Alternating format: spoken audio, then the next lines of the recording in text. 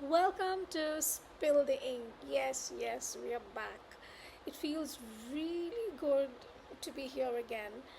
And after some pause, we're finally back in rhythm.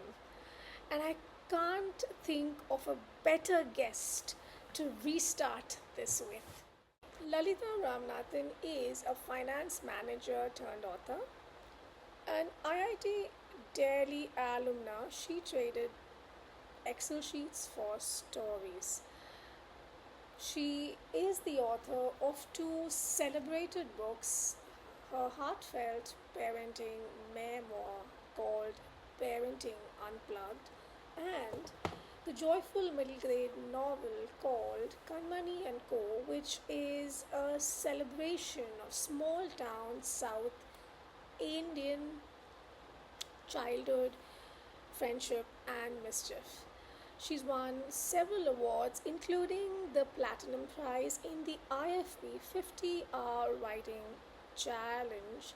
She's also the lead jury of the 2026 International JS Short Story Contest, and her short stories have appeared in many anthologies and magazines. Lalita, welcome to Spill the Ink. I'm so glad to have you on this podcast. So, before we get into the main segment, here are a few fun questions I thought we could have. So, what do you like, tea or coffee? Tea, mostly Tea. tea. Yeah, yeah. Okay. And we are on the Spill the Ink show, which is a kind of a pun on Spill the spill. tea. So, like coffee with current, tea with Tina. Yeah, I mean, it did come, but yeah, but somewhere from there, spill the tea, spill the ink. So that's how the name came. Morning writer or night writer? Morning, right? I'm by night time. I'm at like binge watching something on Netflix. Morning is my time when I'm most energetic. Yeah. That's perfect. That's perfect. And a book you read more than once. To Kill a Mockingbird. I just Wow. love that book. Yeah. Okay. A fictional character you'd love to have as a friend. Mr. Darcy from Pride and Prejudice, maybe. Oh my god. And definitely Harry Potter. Definitely Harry Potter, Hermione, the entire gang, Ron. Yeah. Okay, nice. Word that comes to mind when you think of your childhood. Magical, messy and magical. Oh, so let's talk about Kanmani and Co. Hmm. Uh, for those who have not read the book yet, how would you introduce it to them? Yes, I have my copy to here. Ah, lovely. So, Kanmani and Co. is a story of friendship and curiosity and childhood. It's about a village, and in a village there are five children and a cat, and together they ask questions. So they celebrate curiosity, they celebrate culture and community, and discover the world for themselves. It's a celebration of all the messy and fun things that make childhood truly magical. It's about small actions that make big differences, and it's about also connecting with the community and coming together and helping solve problems and being there for each other. Yeah. Now, the world of the book feels so rich and lived in. I'd love to understand how did all that come together. So I grew up in Kerala, and our family deity temple was in Tamil Nadu. So every year, like, okay, we'd book a car, grandparents, cousins, and family, uncles, aunts would go and visit the family deity in a place called Tirunelveli. And on this trip, now it was like full of lush green fields, windmills, the wind blowing in your face, and cousins playing games, and it's noisy. And those are one of the most endearing and beloved memories of childhood that I still can remember. And this whole village part, right, where the family temple was. So there's a pond, there are villagers, the whole setup, right? And it used to be amazing fun. So we'd do the puja, then we would eat together, then we'd run around a bit before we'd go back. And that memory I wanted to recreate somehow. I'm like, okay, fine. I want to build back that village. And in that village, I want to cast those characters, those children there. with some anecdotes from my childhood, but in a more contemporary setting. So children making changes to the world, like questioning stuff like plastic pollution or teaching their grandparents to write. Yeah. So I just married that setting along with a contemporary setup too, so that it's relevant for the young reader.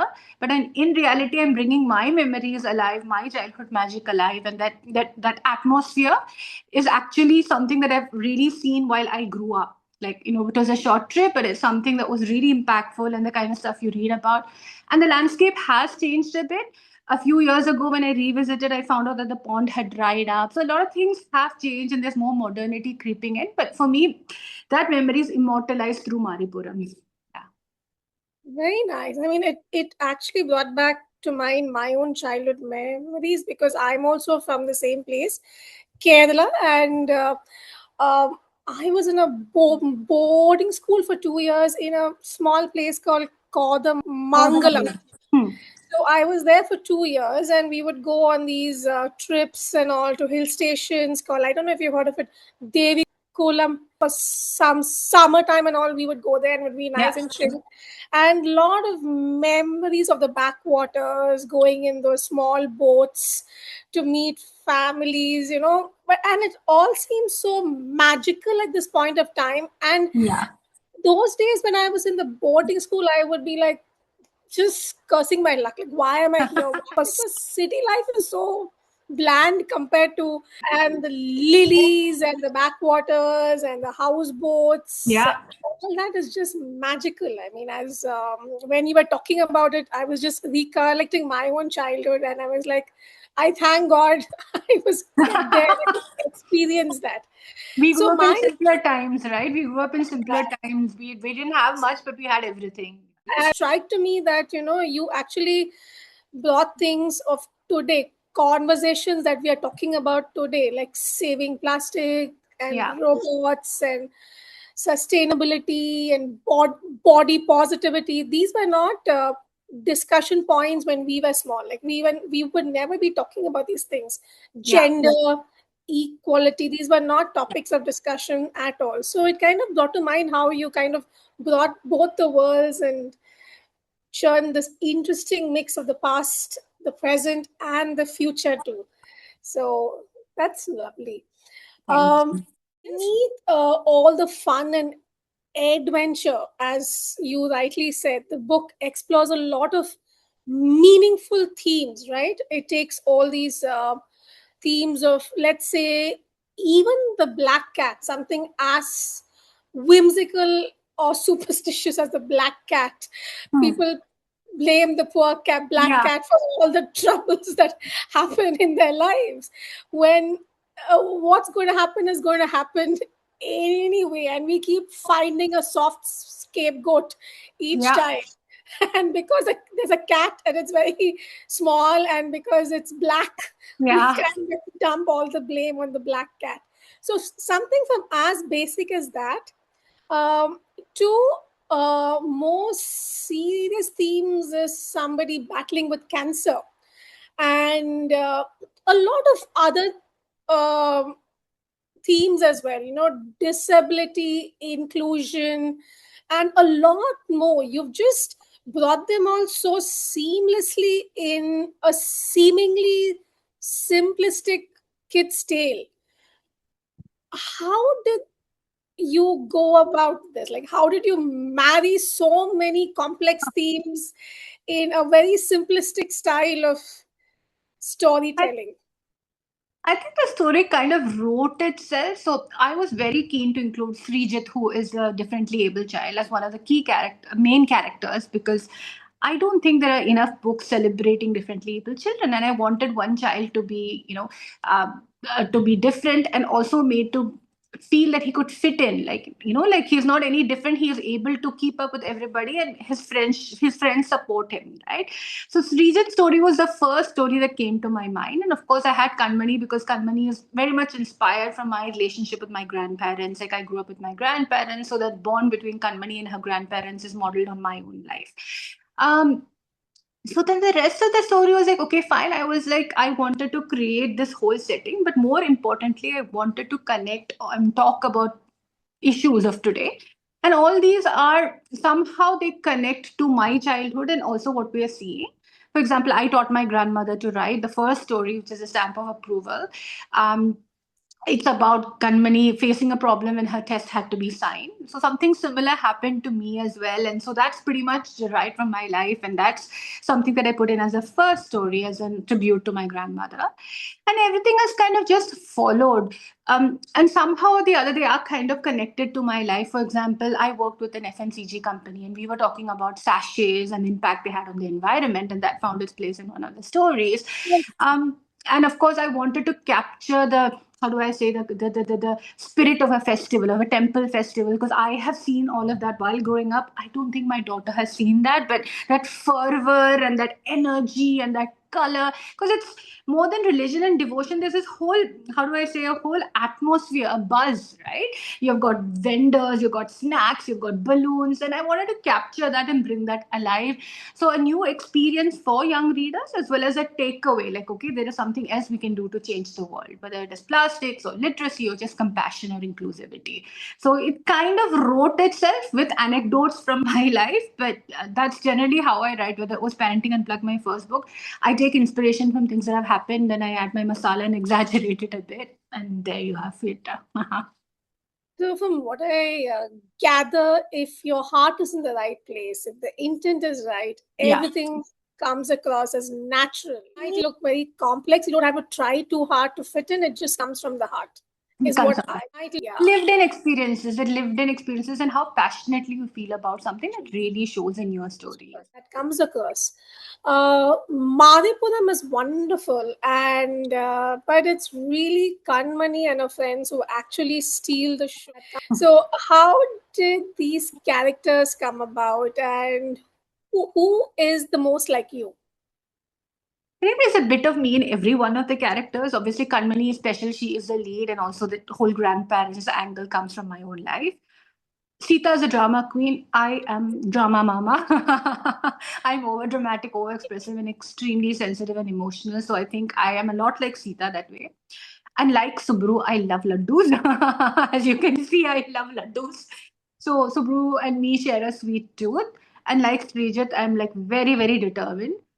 Perhaps a character that I wouldn't connect with is probably Parani because I'm not so much of a prankster and I don't really like frogs, unlike Parani who adores frogs. So, yeah. But there's a bit of me in every character. And it's interesting because just the other day I came across the snippet of Shah Rukh Khan saying that creative people are mad. Like you cannot expect creative people to be organized and structured. They are mad, they are messy, they are weird and crazy. So Parth kind of reminded me of Khan's thoughts on creative people. So So I think Parani that's a is nice way messy. because He's messy, he's yeah, a backbencher, he's naughty, but he's yeah, also probably, I would, place my money on him that he would go the farthest in life because he's just yeah. creative and resilient, right? I think it's really nice to include somebody as weird as that, and make him nice. I think he's the, what should I say, the secret sauce, the surprise fresher. And he was So never meant to be that. That's the irony, okay? It was started as the Fabulous Four, right? It was only then. Parni and he's not even part of their class, but he just kind of yeah, crept in and he refused to go. And then when we were designing the cover, then it was initially like four friends and a cat tackle the world. But then my editor was like, yeah, Parni is too fun. How can we exclude him? We need him in. So then we put him in, and then it became five friends and a cat tackle the world when it's actually yeah. Fabulous Four. So it was like, yeah, he just found a way to worm inside the book. And I was so delighted. There was a cat, that too a black cat, because one is, of course, from the superstition angle. Uh, um, and the second was I got these Yeah, earrings I called, saw that. there is a black cat with a small heart there. And I don't know if you've heard about this writer, poet who also makes sustainable artwork, which you can wear. Hmm. So equally and she's a good writer, a poet and all that, and she sells sustainable artware, and it gave me the chance to pull out these earrings and wear them. I mean, I would have worn them elsewhere, but I just felt that it just It's so fit apt. It is so Varam. apt. Varam is also such a cute character because he, poor guy, does nothing but good to people around the place. He saves lives, he's helping people, and ultimately he has a good arc. The story arc is nice, from from being perceived as the inauspicious bad black cat to somebody Yeah. who is worshipped and looked upon with love. I was very happy that he got his justice was done to him. How did this come about? Superstitions don't really make sense. How did that worldview come into place?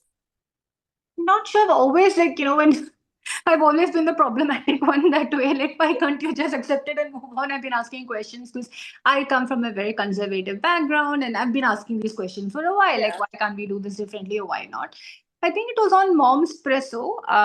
Years ago, I'd written this story. I don't know why I wanted to write it. It was about a woman who was a little, how do I say, she had a wheaty complexion and she was being rejected for marriage. And then she finds a friend in a black cat, and together she realizes they're more similar than they know. And then the black cat makes her claim back her worth. That was a story that I published in Mom's Presso, and people loved it. And I loved it. It's actually one of my favorite pieces in Mom's Presso. And that black cat kind of stayed. And I'm like, okay, if I ever write a book, that cat has to find its feature. And that's how Varam made his way into the book. Initially, the interesting part, so Varam means blessing, right? And it was in Tamil and Malayalam as well, it means blessing. And it's a kind of a, like, how do I say the word? Like, he's considered a curse or a bad omen, but I wanted a play on it, and therefore he's called Varam. But even before that, his original name, the name that when I'd written the manuscript, was actually Bhasha. Bhasha, like Rajnikant's Bhasha. I wanted that name. And I wanted, instead of dialogue Duraraj, I wanted Rajnikant, but my editor said, no, we won't use real life celebrities, come up with something imaginary. So then I had changed it to dialogue Duraraj, and Basha went to Varam. But I think Varam is actually better than Basha. I think Basha is very dramatic and very filmy and very Yeah, youth, like drama, mama. yeah, yeah. But Varam, I think, breaks these molds, these Hmm. societal Yeah, barriers. I think yeah, that way, giving a fresh perspective on what society sees as a curse, as a yeah. blessing, actually, is refreshing. So I think Padam kind of gives it a more lasting impression, because I don't know how. Bhasha is nice. I mean, it gives them a very cool, Mafia Don kind of. like a cool vibe to it. But I think he's still the same without the Basha name also, because his Yeah, antics are such. His antics are very hero-like, yeah. dramatic and all that. But yeah, I mean, it's nice.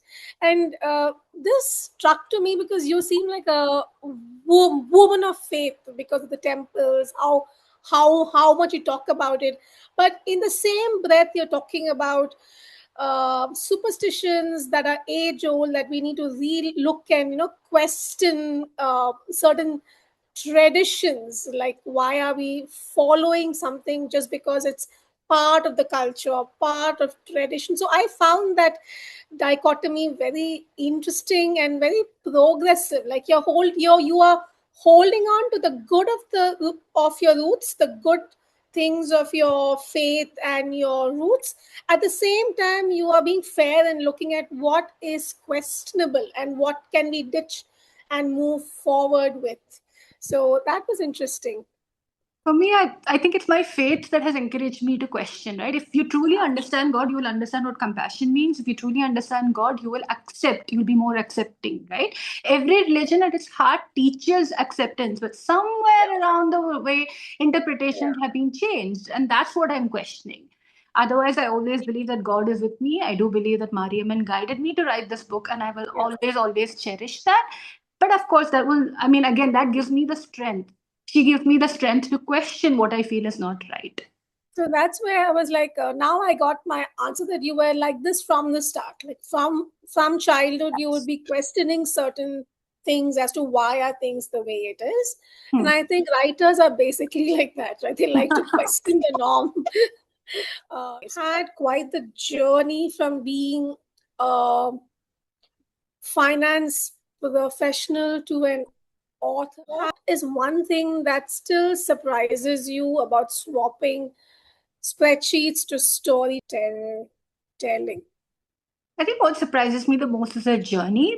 Never thought that I'd come here, right? Like I'd started off doing something engineering and then I did finance. I worked for like 12 years in a FNCG. And then I really didn't think I'd give it up all to become a full-time writer. If somebody had told me that 12 years ago, I'd be like, hey, no way that's happening. That's not me. But now I just realized that this is what I truly want to do. So I think passion, like I've always written, even when I was young, but I think there is a way, passion finds a way to, find you, even though you think it's buried in you, dormant, not gonna resurface, it always comes back to you and you end up doing the stuff that you truly, truly want to do. And it really surprises me that I took a step like this. And it wasn't easy initially because, I mean, there were people who were like working with me and now they've gone far ahead and creative fields are harder. It's much harder to get noticed. It's much harder to make your presence felt and you always have to be, aware of your brand. And it is 10 times harder because the returns are not so quick and the returns are not substantial either, but you do get a lot of satisfaction Great. was in your dreams. Yeah, but I think it just surprises me that I took this path at all because I'm generally okay, very textbook, okay, do this, so this is an unconventional path for me. But I can see that you're very happy doing what you're doing. I mean, you wouldn't trade this for anything else in the world, I think. I don't think you would go back to spreadsheets. I mean, if given a choice between spreadsheets and writing tales, I think you would choose. I think it comes with a how do I say, a smidgen of privilege. I mean, my spouse is supporting me, so it's fine. Given a choice, I would never want to go back to spreadsheets. I hope my former colleagues aren't watching this, but no, I love That's my what job, but I I love meant. this better. Yeah, No, that's what I meant. In an ideal circumstances, like if you had to pick one, yeah. I you would would do this. definitely pick up writing. And you are doing what you are Love, truly called to do or meant to do. So that's what I absolutely, absolutely. and I think something that doesn't get appreciated by the society enough is um, the output is the smile on people's faces, the joy it brings. Because I read your book Kanmani and Co as an adult in her 40s, going through probably the toughest and the most darkest time of her life, and it brought me so much of joy. I actually laughed at certain points in the book, and this is something that I feel we underestimate. The work writers do, whether it is a light-hearted kids book, which seems light-hearted. I mean, if you really delve into it, there's a lot of dark themes that are being explored. Yeah, In a fun way, in a very light-hearted way, where it's seamlessly the messages are being absorbed. Uh, but the society may think, what are writers doing? It's very whimsical and idealistic. But this is what brings joy in your good times and even more your dark times. absolutely, Humor, absolutely. some a good laugh on somebody going through a very heavy time is miraculous, and that kind of power that authors have, I think we underestimate that as society. Like we just see how much money you're earning or how much can you bring to the table, the profits, uh, Yeah, but we don't see the worth in the joy that we spread, not just in our time but long after we go. So that absolutely. is not spoken about enough. um,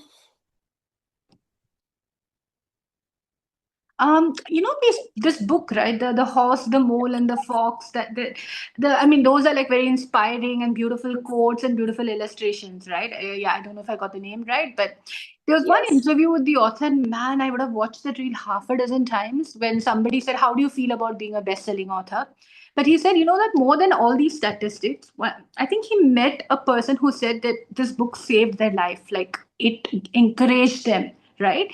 And he said that hearing that one statement, that made up for everything, and that satisfaction is unparalleled. Yeah, and I agree. You Like one you writer coming really and telling me, yes, you really don't know what one word or sentence or book can change somebody's life yeah, for good, for better. Like, transform, literally save somebody's life.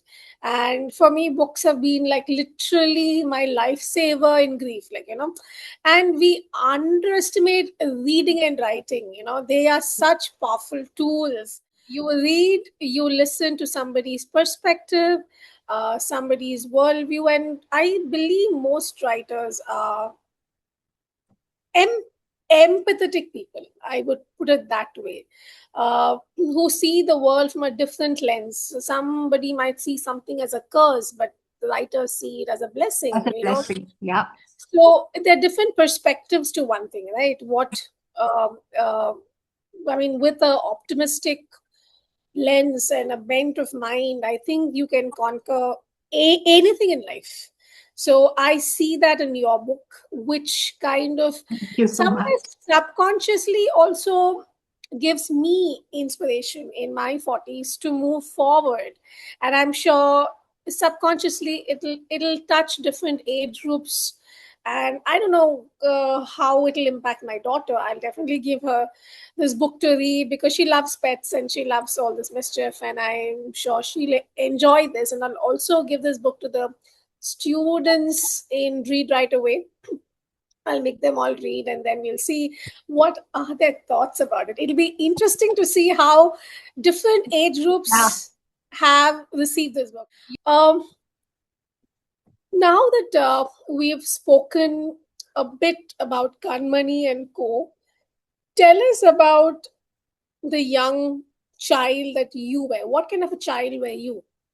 Oh God, I think I was a very friendly child and I loved books and I had a lot of friends, grew up with my grandparents, but again, bookworm, read all the books in the library, in the school library, and yeah, loved to play, um, hang out with my friends and think about games and stories. And yeah, pretty normal. So you were both like an extrovert and an introvert. Like, I mean, you like books and play. Like, you would go out and I play, like books. and you would come like And I best of loved both the worlds. movies, loved movies, had to catch That every Mohanlal Mammootty movie on the TV. And yeah, I watched Chitrageetam, Chitrahar, so yeah, all of it. have you watched Drishyam 3? Of course, in the theater. I think I miss. See, I'm not very active on Facebook nowadays, but when I was active, I would read all your movie posts because you would be on dot. You and Preeti Warrior, I think they would Preeti be does it like, regularly. Funnily, I yeah, already put up the review of Drishyam 3. I must go and check it out. I'm a little more active on Twitter nowadays because it's very just a few lines and then you're done. Facebook, you may have to write a little more longer post and all, Yeah. and I'm a little bit lazier with that. But I need to get back because I would read all your movie reviews and have a good laugh. You would go for the movies and your husband would be sleeping and you would be like, No, this time I went. He didn't come along. He was like, I can't take it. How many times will they excavate the same body? And I'm like, point.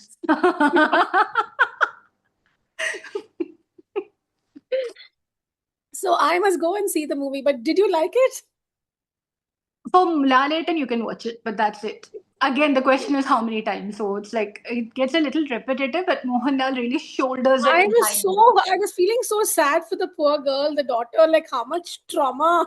Oh, Like it there's no doesn't end. I know spoilers, but it just doesn't end. And you're like, okay, let Varun Prabhakar rest or rot in peace, but please don't dig him up again. We've had enough. yeah. I mean, it's interesting, but like the way they, I mean, Yeah. there was The no first one was dulling. the first one Yeah. was brilliant, but afterwards it gets a little repetitive. It becomes like never ending. I won't be surprised. It's become like a Ekta Kapoor soap now. Absolutely. Yeah, it's working because of Mohanlal. The minute Mohanlal says, okay, I don't want to do it anymore, it just falls apart. So, let's get back some movies and storytelling. Was there any particular book or reading experience that shaped you as a writer or even as a person? I've also read a lot, but I don't know if it's okay.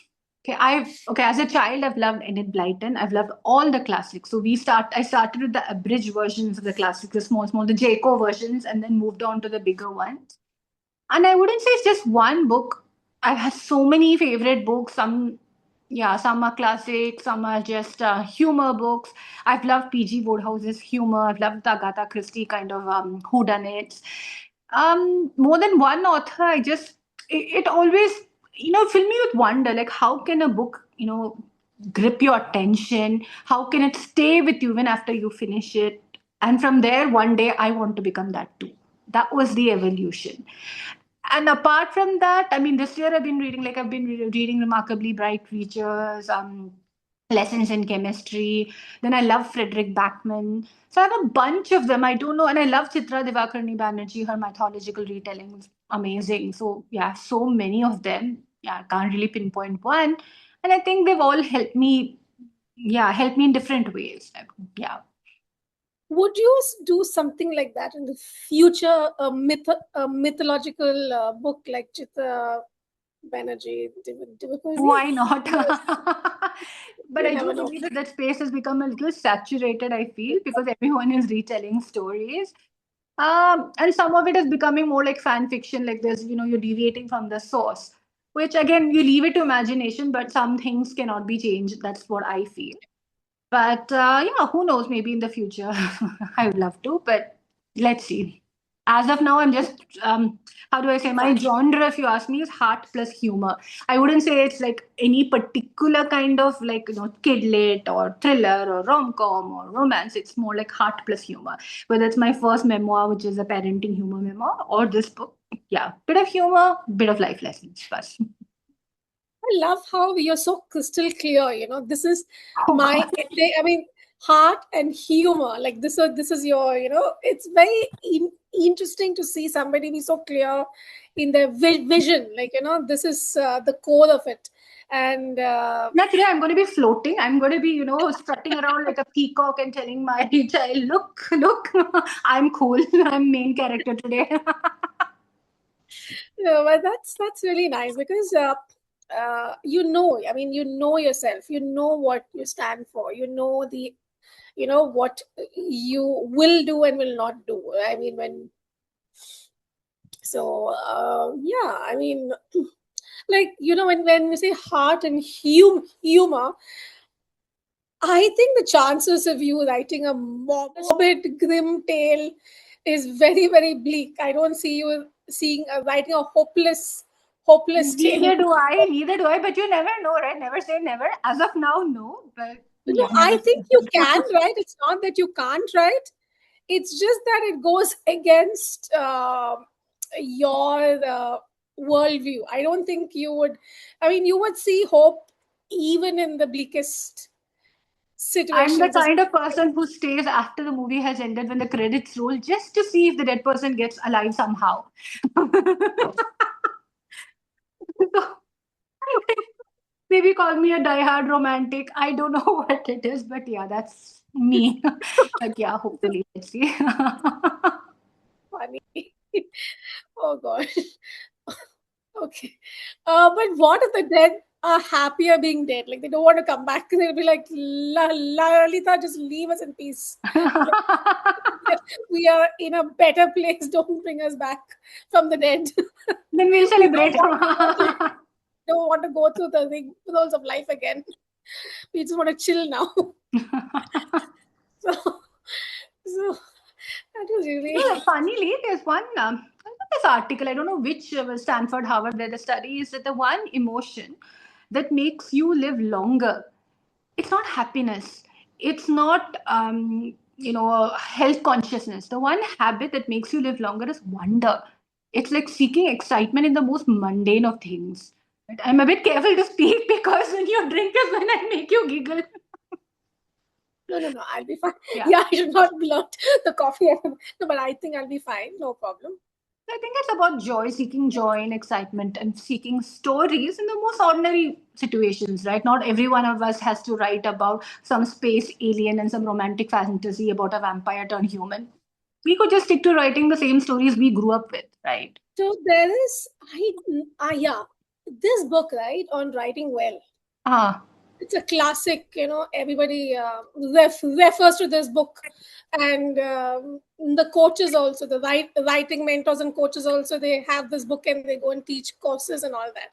yeah, But I mean, it is a gem, right? Because it's so pathbreaking and it's a yeah, class for the good reason. So, because we kind of look at writing certain topics as low below, because we would be getting a lot of requests for pop culture posts, right? And because that is what was grabbing the eyeballs for all these plat- platforms. yeah. And my take used to be the opposite, the anti-establishment, talking something which people don't talk about, because most of the time when people talk about stars and celebrities and Yeah. all, they tend to put them on a pedestal and talk about them. And I would talk just the opposite, like how a lay person would talk. And those would really No, but gel your well. points made a lot of sense. I've read your articles on women's Yeah. rights. Like very So to the point. those, Yeah. yeah, so those pop culture posts would like gain a lot of views and a lot of comments and likes and all. And I started getting commissioned posts for that, Oh, like okay. getting paid to write from different platforms. Like two platforms wanted to pay me to write those kind of pop culture posts. And I was like, what will people think of me? I'm gossipy, like, I'm sitting and writing Bollywood trends. It just so happened one day I just saw something and I just wrote, and it became like thing. And now they want me to write just that, and I didn't want to be typecast or just write Yeah. just that. And then I read this book and they were like, there's no writing which is less or more, Yeah. just because. And that kind of, I said, yeah, I mean, there's no less or more. So write pop culture, there's no problem. You're getting paid to do it, so do it. Yeah, do And it. And if you enjoy it, then why not? people like it, let them like it. It was not that I wanted to write more. I didn't want to be typecast as a pop culture Yeah. opinion, opinion columnist or whatever. So I was trying to show my versatility, trying to break out of the mold. But if this is what people like, and this is what I'm getting paid for, let it be. And this book actually helped me, change change that mindset, clear that mind block. And then I wrote fearlessly, like, it's okay, like whatever, you don't have to write serious issues all the time. And Yeah.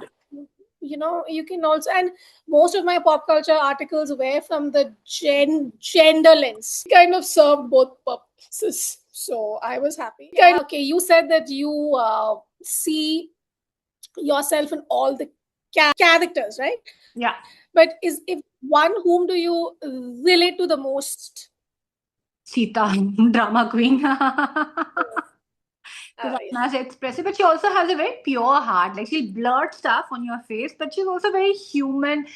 Whether she's jealous of her own sibling or whether she's just loyal, she knows that she's doing something wrong, but she has to stick next to her friends. She has to support her friends. So that kind of flawed yet endearing human behavior makes her My so daughter is relatable. like that. My daughter is like that. When she was younger, she would be like very possessive of her friends.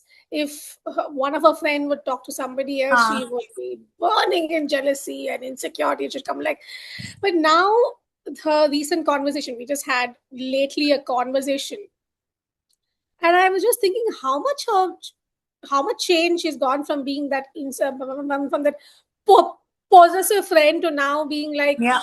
it's okay if somebody else talks. So now she's like talking about connecting people, talking to more people, about getting friends to meet. It's okay.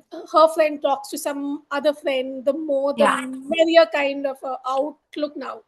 So I think it comes with maturity. I think when you're young as a child, you Yeah. have this fear of losing something good.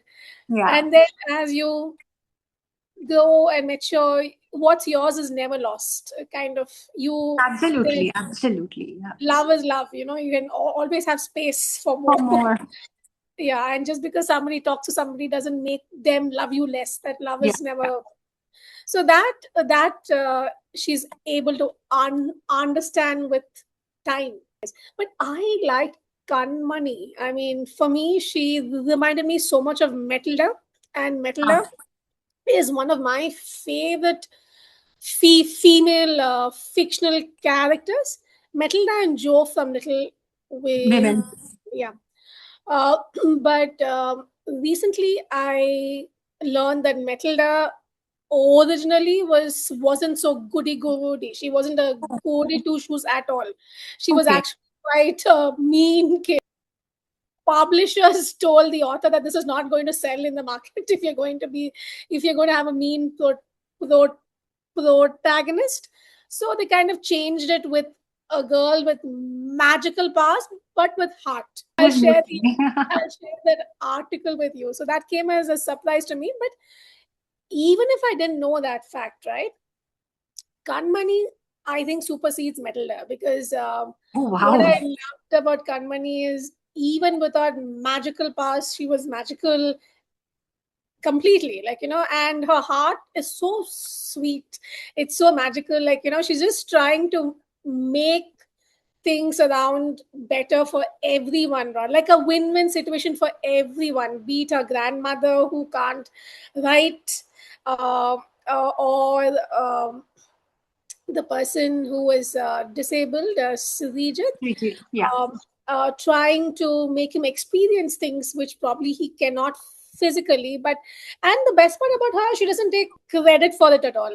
When somebody else takes the credit for making the cycle, the tricycle, or the Yeah. wheelchair, Yeah. Yeah. or whatever, she's like chill about it. She's not doing it to come across as a hero or something. And also the black cat, she actually tries to save the poor black cat and try to change people's perspective on the black Yeah. cat. So I loved Kanmani. For me, Kanmani is like my now one of the topmost favorite fictional. Oh, thank you so Like much. which I never saw it calming when I read your book, because she's a beautiful girl with a wonderful heart. And I think that's what touched me the most about her. And it's very rare to find kids so mature at that age, right? Yeah. So she's a very wise kid, very old soul. And Very old school. Definitely. I loved her. Like, Thank you so much. the book is beautifully illustrated by Rahil Right. Mohsin. Yes. And what was it like seeing your character trait come to life through someone else's artistic lens? So I had to make art notes. So like once the manuscript was like going through its editing, so we finished the developmental edits and then we were looking at proofreading. And then around that time, like I had to give my art notes saying that how I wanted each character to be, what are their quirks, how they should look. And I'm like, okay, I want that like I want it to be more cartoonish, more I want the child innocence in those eyes, big eyes, and I want to get the attire right. I want to get like okay, so I had to do quite a bit of research. Like there's one scene where the grandmother and the granddaughter are learning. Then I had to research like okay, what would the houses in a Tamil Nadu village look like, and then make very detailed notes. And Rahil has captured them beautifully. So when I first saw it, I was like, oh my god, that's my Kanmani. Like when you're talking about my characters, and you're talking about Parni, it's like as though we know them and I'm feeling goosebumps. I'm like, oh my god, we're talking about my characters. So and that was the same feeling I had when I saw those characters sketched for the first time. Like, oh my book has come to life. Writing is one thing, but seeing those pictures, like, wow, I can see this happening. I can see them, talking or appearing or walking across. I can picturize it so well now. Let's talk about uh, kids, kids' lives. What do you think children in these times gain from growing in a digital world, and what might they be missing out on? I think we were very lucky. I mean, that we didn't have any digital devices to distract us. I think in a world that is connected today, we are more disconnected than ever. Like, even if I sometimes see my daughter going on play dates and they're time on their phones looking at reels, scrolling, showing each other statuses, and I'm like, kids, put your phones away, look out. There's so much happening around you. We didn't have readily Googleable answers. We didn't have GPT at all. We went to libraries, we borrowed books, we read. We had to earn everything. We had to find answers the hard way. Nobody was giving us instant gratification or serving us answers, right? We had to find our own way. I think that's kind of missing. And when things are readily available, what gets impacted is resilience. So there's emotional resilience. So any kind of mental resilience, you get, okay, if you do not get an answer quickly, then you get affected. And that's where I think children of today need to understand that it's good to be curious. It's good to not have the answers. It's good to fail. Figure out stuff, work together as a team, put away your devices and make a few mistakes. That's how you will learn, right? And as parents, we also play an important role here, that we have got to, like, when the children see us reading a book, they will read. If they see us scrolling through reels, they'll also do the same thing. So lead by examples. As parents, we should lead by examples. Encourage children to read, encourage children to go outdoors, and try to. I know it is impossible to live without our devices because of an education happens on our devices, but make sure that there are boundaries, there are set timings, and we are careful about the time we spend and how on what and how. And what do you think they might gain? Educational content for sure, because I don't think I had so much of access and opportunity when I was growing up, right? So today it's like my daughter has some doubt on some concept, scientific concept. I don't know how to explain it, or I go to YouTube. There are hundreds of videos explaining it.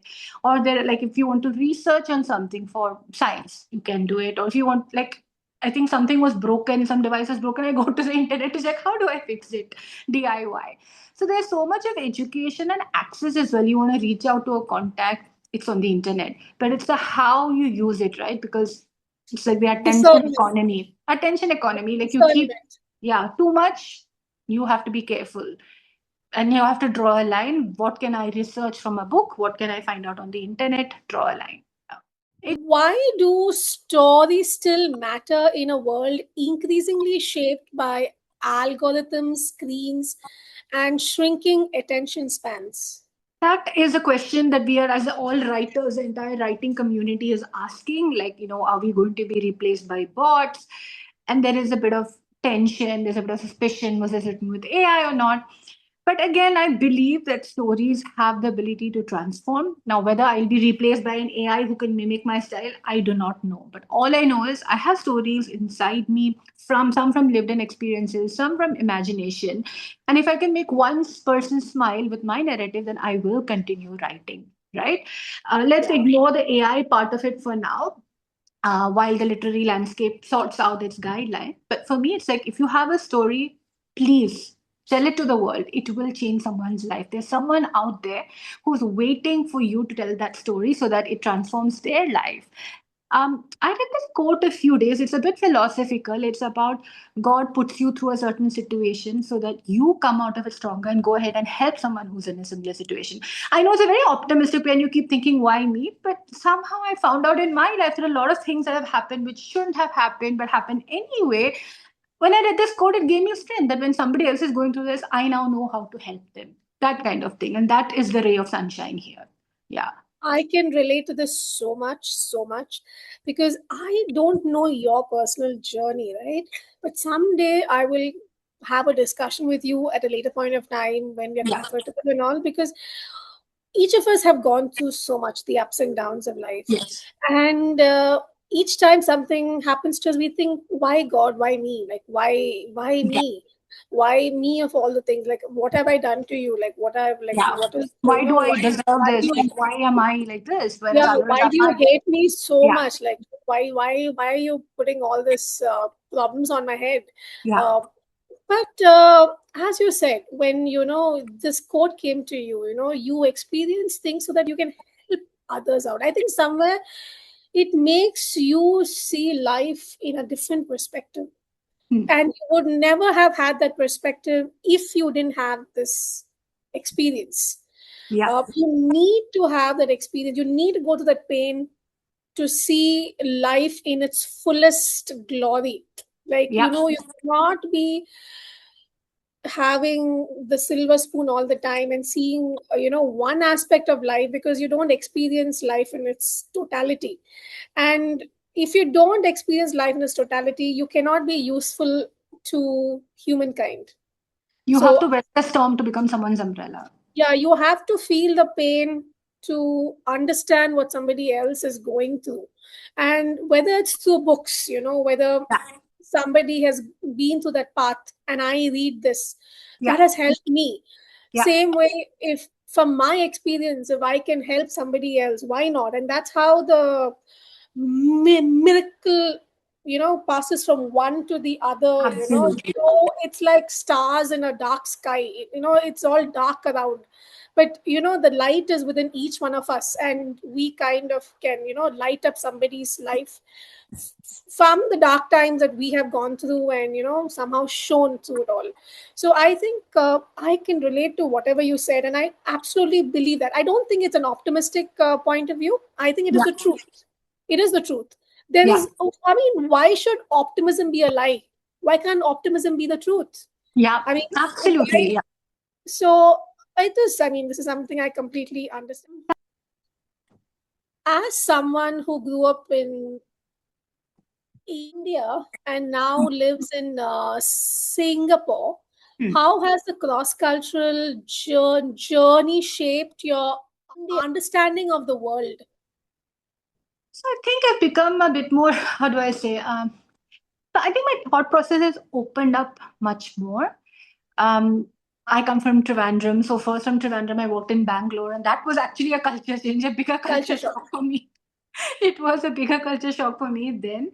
And then later I went and studied in Delhi, and then I moved to Singapore. Initially it was hard, right? I'm coming, like leaving my friends, family, everyone behind. But there's a huge, Indian scene out here, many Indian friends here and Singaporean friends. I started working for a global company where you meet different nationalities, different cultures. So it's been a learning process and letting go of certain, how do I say, stereotypes and prejudices and being more accepting. I think this most important impact is that more accepting of cultures and beliefs, and that to each his or her own, right? Nothing is right or wrong, it's just how you see it and how you accept it. um and that way Singapore has got this great interracial cultural scene, and like we're very open, accepting, we celebrate everything together. So that way I think I'm much more, how do I say, I don't accept things at face value. I question stuff which doesn't agree with me. And I'm also, very accepting of different cultures. Yeah. Do you believe creativity can be nurtured, or is it something that we are born with? Mm, look, there are people who are naturally gifted and who are like, with that, like musicians, right? They just know how to compose songs. But of course, I do believe that creativity can be nurtured, it can be taught, it can be like with practice, it gets better and better and better.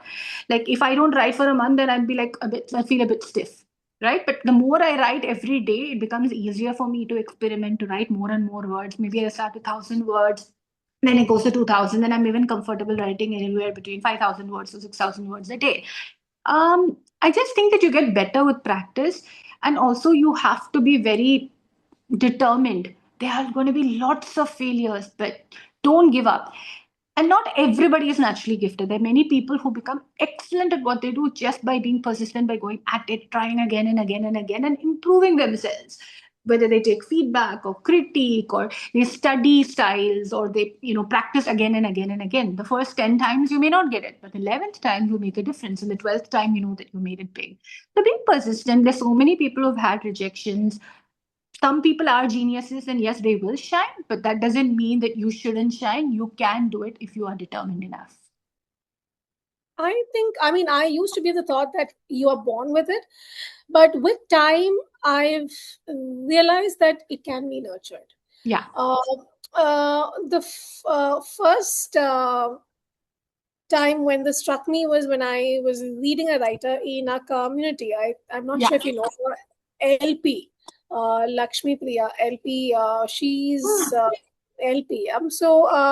She's a brilliant writer, and I thought she's just writes so beautifully, She and has she's this book, right? The Tara Press. What is it called? Still yes, Petals. yes, Yeah. shameless and still sleeping. Shameless and Still Petals. Yeah. So I've been following her work for a very long time. From the time she used to write short stories on women's web, just like you, how Yeah. you would write short stories on women's web. So I've been a huge fan of her work. So I thought she was gifted, and then I happened to meet her in person. She'd Yeah. come to Hyderabad, and I met her, and she said, "I'm There's nothing gifted about me. There's nothing exceptional about me at all. It's just that I've been part of a writing community where we." She said, "I started off being a terrible writer. I'm not so great as you think it is. I started from being bad and just being persistent at it." Yeah. And just getting a lot of feedback on what's working and what's not working. Yeah. So she credits it to just pure sincerity and persistence and just getting better at your craft. She doesn't attribute it to being gifted. Yeah. So that was the first time that kind of changed my perspective on you're just born with it. Because I thought I'm like creative person who's just like born with it and all, but somewhere that that pride was there. But then once I started the writing workshops too, right? I saw a drastic change in kids who would get very bad grades like C or D or E or F and who are not writing well. But when I was handholding them and helping them, there was a drastic difference in not just their grades, but their Yeah. storytelling and creativity too. Once they started to read, and I was like, I saw it right in front of my eyes, like kids who went from being like just not interested to read or write, hate reading and writing, to now writing brilliant tales. So I think it's something that can be nurtured. Now I Yeah. feel that way. Yeah. So, what's the biggest misconception people have about writers and their writing life? The biggest misconception, okay, it's a bit controversial, but I might as well say it. The biggest misconception is that people can churn out bestsellers and roll in millions overnight. Like everybody thinks, oh, you're the next J.K. Rowling. But the truth is, there is one J.K. Rowling, and the rest of us are all struggling to exist here. And writing is a small part of the job, and the big part of the job is waiting and marketing. Um, I mean, you have to be good at social media, you have to be good at selling. And if you're someone who's reticent and who doesn't want to talk about the work, it's going to be hard because you really need to put yourself out there. And this is what nobody tells you, right? They think, oh, writing is so glamorous. You write a book, the publisher will lap it up and then it'll become a bestseller. And Rajnikant style, you'll be like, like the next big thing. But sadly, that isn't the truth. You have to put in a lot of hard work in the marketing and you have to overcome your inhibitions and yeah, go for it. But that's not to dissuade anyone, but I Yeah, think the advice that no, we but are it's the all given. truth. It is a truth. Like you can't pay your bills with that It's amount. You hard. can't It's leave the hard. house. You Yes. can't leave your Hold on to your responsibilities. day job. Hold on to your day job until you become really famous. Um, what was the most challenging part of writing Kanmani and Co? Um, Okay, so it wasn't so much the writing. I think the initial draft was much, much longer. It was like 45,000 words. And then I think the challenge came when the editor came and said that, listen, we love the concept, but we don't do, for middle grade, we stick to around 25. So can you rework this? So it's about letting go of your darlings, right? Seeing what you can cut because everything is dear to you as a writer. So then how do you be kind of, objective and say, okay, this stays, this goes. So that editing process took more time than the writing itself, is what I feel. The writing was easier, but the editing took a lot of, decisions like who do I keep, who do I remove, kind of a thing. Yeah. What are you reading lately? Lately, I'm reading something called the coming. It's a Japanese cozy fiction. It's called the Food Detectives. I can't say the first one. So yeah, it's about how do I say? It's about a father and a daughter, and they recreate a certain dish based upon certain clues and memories. So yeah, I love Japanese cozy fiction, whether Interesting. red bean paste or whether it is. the bookshop one. So I love the Japanese cozy fiction. Yeah. Okay. Finally, we will wrap it up. If you could spill one final drop of ink for people watching our show, if a thought, a lesson, or truth you've learned through life, reading or writing, what would it be? I think life is too short for you not to do the things you want to do. So if you've been thinking or toying with something, thinking it's too risky, just do it. Have a backup, of course, but just do it, right? At least you know that you tried. That's my This final. is exactly my thought process. Like, I was at this crossroads 2 years back Hmm. when I left my 9 to 5 and I was dabbling into getting into entrepreneurship. And the first choice was starting a content marketing agency, a digital marketing agency, because that was my line. And there were clients prepared to give me outsource the work to me right away, but something just didn't feel right. I was just not convinced with it. And the one thought that changed my mind is tomorrow, years down the line, if it is now, if it isn't soon or later, if on my deathbed, I should not think that I should have chosen this path instead of this path, the Yeah, tried and tested path where there's probably money and all that. But my heart was telling me to do that. And I was like, so what? I'll explore this because my heart is really telling me to do something that is creative and offbeat and something that will help people, like the Stammer Stars, which is like a support group yeah, for people who stammer. I was really felt called to do it because there's no such, there's not enough people in that space, at least. So my heart was like strongly pulling towards that, and also building the reading and writing culture, because yeah, people are not reading and writing enough. They have no appreciation for the word and the joy and transformation it can bring. With social media, as you said, people are not reading as much as they should. So just to bring back that culture that we had when we were young, yeah, yeah, yeah, play and come back and read books, simple life but a great life.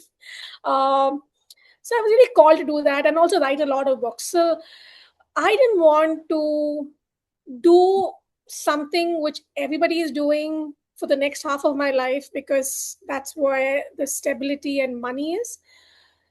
And I was like, I don't know what this part will be. I may yeah. fail or so, but at least I know that I tried and still At failed. least you Or not wonder what if, right? Life is too yeah, short for so what if. I didn't want to go, when I'm on my deathbed, I shouldn't think, what if I chose that path? Because if I went that path and if I didn't make it, at least on my deathbed, I would have known I took the chance, I I took a went, chance. Ha. it's fine, I'm still fine, and I came back to the traditional. At least I won't have that thought that I didn't try something which Yeah, I wanted to try. So absolutely. as you said, life is too short to not do things that you want to do. So yeah, I totally agree. I think that's a wonderful, wonderful uh, final drop of ink. Uh, so thank you so much for joining me and our viewers on Spill the Ink and sharing your stories, insights, and wisdom with us. And one last thing, okay? Yeah. Where can people find Kanmani and Co, and how can they reach out to you? So you can follow me on Instagram. My Instagram profile is author_Lalitha. I'd love to connect with readers. Kanmani and Co is available on Amazon. It's available on Amazon India in paperback. It does come to select schools. Scholastic does school fairs, so it should be available in all school fairs of Scholastic. And it is also available in some bookstores like Tidal Waves and Fictionary in Mumbai. Yeah, it is available in stores, Crossword as well. Yeah. I just went to Tidal Waves for the first time last week when I was in Okay. Bombay.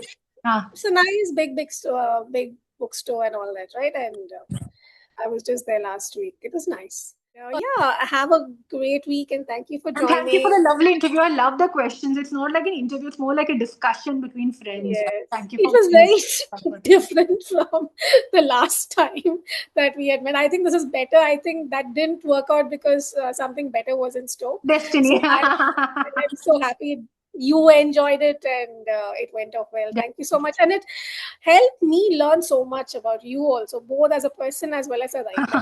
So I think this has been like a cafe conversation, a virtual meet also for Yeah, us. chat between friends. Yeah. Yeah, yeah. So thank you and best wishes for your journey forward. I will be reading all that you churn out and lap it up like I did And please so give me a far. call whenever you want. I'm there 24/7. So call me. Okay, not 24/7. I sleep in the night, but I'm available pretty much anytime. Just message What me. time do you sleep, by the way? 12, midnight, witching hour. Yeah, you said you like to write in the morning and Yeah, the just night is unwind. Netflix time or yeah, chatting with my daughter. That's What is the Netflix current recommendations that you have? I just watched a Malayalam movie, Mohiniyattam. I loved it, yeah. I'll I don't check know it what out. the recos are. I just choose whichever one I like. I just look at it and then I choose whichever I like. But I watch a I'll lot of check Malayalam movies on Netflix. I'll check it out. Oh, I'll come to you for those All because right. yeah, I'll come to you for those because I want to catch up with them with my daughter. I want Huh. to watch them with my daughter, like make it like a mom daughter time, right? So Yeah. Drishyam 3 also, she had come along with me and she was all, charged up. She was like all getting angry with the boy's mom because she said she's not happy yet and she wants. There are a lot of meme reels on Instagram saying like, "What is wrong with you? You passed the UPSC exam and you can't understand that your son was a pervert." And that kind of is like very funny. And Varun Prabhakar saying, "Please, mom, retire. I can't take this anymore." My daughter was like, somebody kill those two characters, father. And I said, if they kill them, then how will they keep How will they coming up continue with the more agony? sequels? Yeah. They need to make more cash, right? So they're not going to kill those two for sure. So thanks so much, Have a Lalitha. It's been a great day, joy. Tina. And have Okay. a wonderful day ahead. Bye. You too. Bye.